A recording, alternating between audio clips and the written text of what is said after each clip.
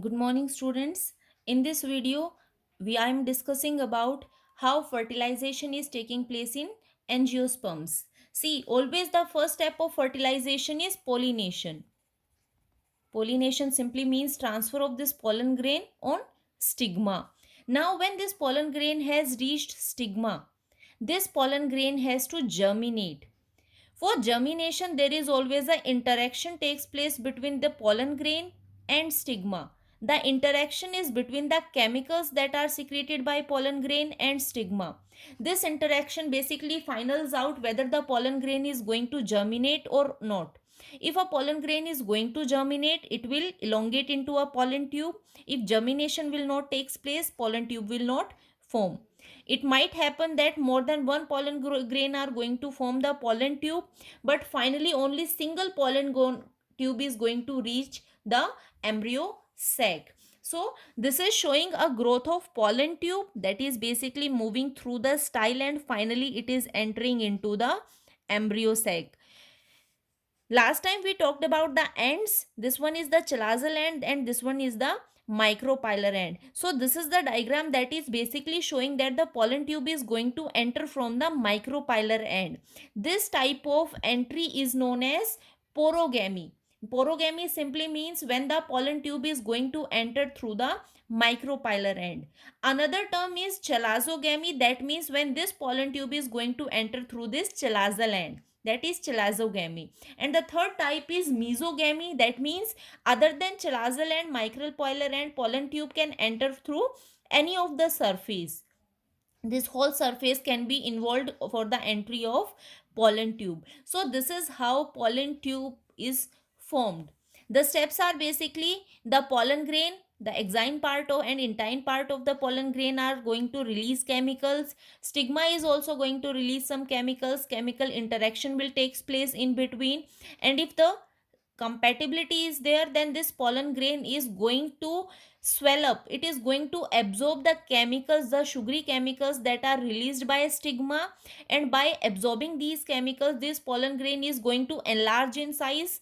Finally, through the germ pore, we already discussed when we discussed the structure of pollen grain, that through the germ pore this pollen tube will arise. See, in pollen grain we discussed about the cells. There was a generative cell and there was a vegetative cell. This vegetative cell is basically containing the tube nucleus.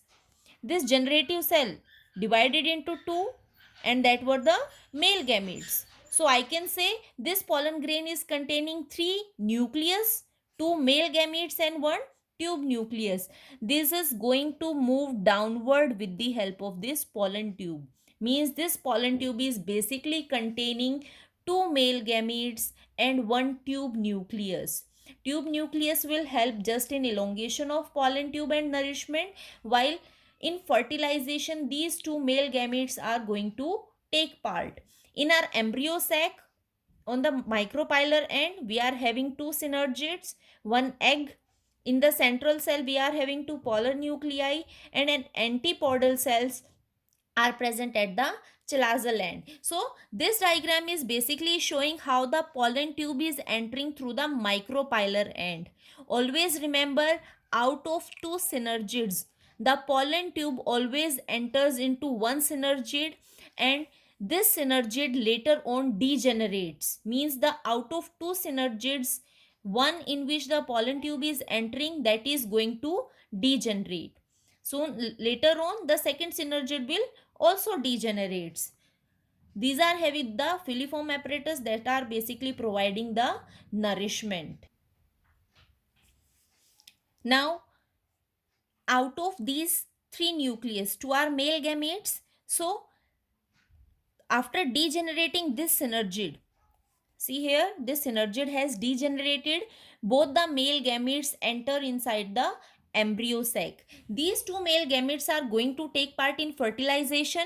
One process is taking place over here between this egg nucleus and male gamete, and second process is taking place here between the secondary nucleus. Secondary nucleus is basically formed by the fusion of two polar nuclei. So these were haploid in nature, and they combine to form a secondary nucleus, plus now they are now again going to combine with one male gamete that is also in haploid nature. So two reactions, or you can say two type of fusion are taking place: first fusion and second fusion.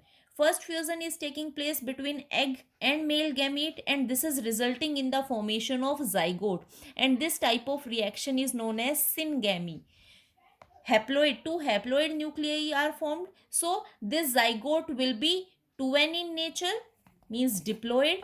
Here we were already having a 2n. Again one male gamete is also going to fuse, so basically three nuclei are going to fuse here. So this process is known as triple fusion, and it will result in the formation of primary endosperm nucleus that will be triploid in nature, 3n in nature. So in angiosperms, basically fertilization is taking place two times. That's why we are calling it as double fertilization, or simply we can say in angiosperms two male gametes are involved in fertilization and resulting in formation of zygote and endosperm.